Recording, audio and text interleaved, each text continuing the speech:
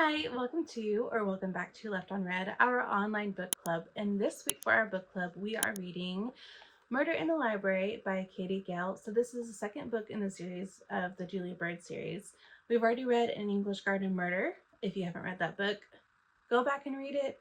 You don't have to read it for the series, but it just gives you the backstory of the characters, kind of keeps you up to date on what's going on in this book. But you don't have to read that book first. I will say that.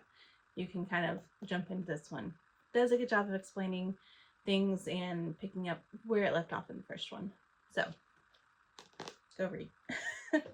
But for this past week, we read House Moving Castle. And I did say that I was going to have this video up on Saturday or Sunday. But Saturday and Sunday, I had nothing to do. So I took that time to rest and recover. And yeah, we're going to get better with our schedules and a better routine. But this is just a second book. So we're settling in. So if you haven't read this book, you plan to read this book, or you haven't finished reading this book, go finish this book. Okay, spoilers are ahead.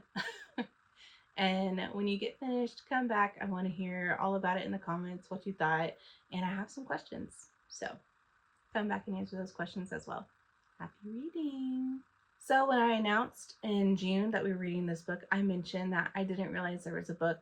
And I love the movie, but I love the book so much. I wish there was a live action for it because it's completely different than the movie. The characters are pretty much the same. There are a few differences within the characters, but the whole story is completely different.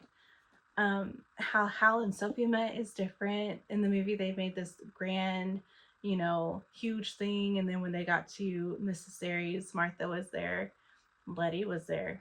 Not Martha. Letty was there in the movie. And, she was like, "That was Howl, are you okay?" But in the story, it was just a quick little, "Can I buy you a drink? Can I walk you to the shop?" And that was it. So there were a ton of differences from the movie. And like I said, I wish there was a live action of this to bring it to life. Both are good. I love the movie and I love the book, but they are so different. But I had a few questions. So first question, did you enjoy this book? And yes, I 100% enjoyed this book. I will recommend this book to anyone who wants a cozy read, who just wants to sit down and have a good book to enjoy. This is it. This is my book for them. This is my book saying, hey, go read this book. You will love this book. Of course, if you love like fantasy and witches and wizards and stuff like that. But go read this book. Hopefully watching this video now, you've already read it. But in case you haven't, stop the video and go read the book. I love this book. It is in probably my top 3 favorites, if not my absolute favorite of all time. So yes, I enjoyed this book 100%. Question number 2. Did you believe that Howl was as heartless as they say? And I have to say, the first time reading this book through, I absolutely believed that Howl was heartless. He was a jerk. He was trying to get with all the women and just break their hearts into 1,000 pieces. And it wasn't until the end of the book that I realized that it was always Sophie and that he was just trying to figure out who she was and how to break her curse, and he realized that she could help him and he was just trying to help her in the process. So yes, I was 100% fooled by this book. I was really mad about it the first time I read through, and I'm really happy that I stuck it out to the end, because I almost quit reading it because I'm like, this is not how I remember Howl from the movie. But like I said, the book is completely different and I love this book so much. So yeah, I fell for the trap for sure. Question number 3, which character is your favorite from the book? So obviously I love Calcifer. I have a plush from the movie, not the book, obviously. But I love Calcifer so much. He's such a smart aleck and so sarcastic and funny.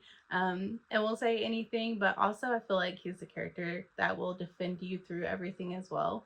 So definitely Calcifer, my favorite. And I love Sophie and Calcifer's relationship.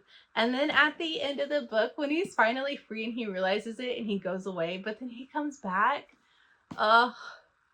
It's raining out in Market Shipping. I love Calcifer so much. My favorite character for sure. Question number 4. Were you surprised that it was always Sophie?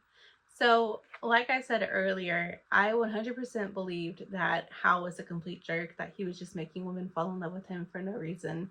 And it seemed like he did that some, Howl's quite heartless, because obviously Casper and all that.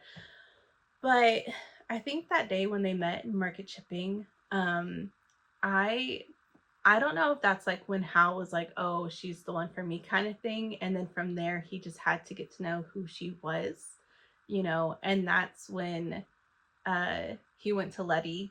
And that's why the witch went to the hat shop to turn Sophie into the old woman, because she was there for Letty and she just mistaked Sophie for Letty. So I don't know if the witch was trying to get to Hal through there thinking that he had fallen for Letty, but I was surprised by how this book laid it out that it was always Sophie in the end. Question number 5. Did you think the Witch of the Waste deserved a different outcome? So I had to think about this for a little bit, because when Hal said that he met the Witch of the Waste 5 years ago, and they both caught a falling star together, which turned out to be fire demons, what made Miss Angoria and the Witch's fire demon so much different than Calcifer? What made Calcifer and Hal have like a friendship kind of bond? And what turned Miss Angorian into like wanting the Witch of the Waste out of the way? I was thinking about that because at the end, the Witch of the Waste wastes away, and Miss Angorian, the fire demon, she's wanting another heart. So I was trying to think of like, was it the fire demon who had the idea, and did she start to like turn the Witch of the Waste more wicked? Or was that seed already planted into the heart of the Witch of the Waste, and then the fire demon just kind of took that, absorbed that, and then just grew into that and wanted more power? Because Hal did say that he thought she was a very beautiful woman, but that it was just skin deep, like it was only on the outside. So I don't know if there was anything that could have been done. In the movie, she gets her powers drained and she turns back into an old woman, and they all live happily ever after. But the Witch of the Waste did not have a very happy outcome, and I was just wondering if something could have been done, to have her have a more happy ending. But when she kind of took care of Miss Pestaman, if that's how you say the name, sorry if I'm butchering it, I was kind of satisfied with this ending that she was given in the book after that scene, because how dare she? But yeah, I don't know. That's kind of a tough question. It's kind of made me think a little bit on, is there anything that Hal could have done, or was she just always the Wicked Witch of the Waste? So let me know your answers down in the comments below. I'm really excited to read each and every one of them. And also, if you have any other questions or any other remarks about the book, I'm excited to see those too. So don't forget to like and subscribe. And don't forget, we are reading Murder in the Library by Katie Gale this week. So far it's really good. Bookmark.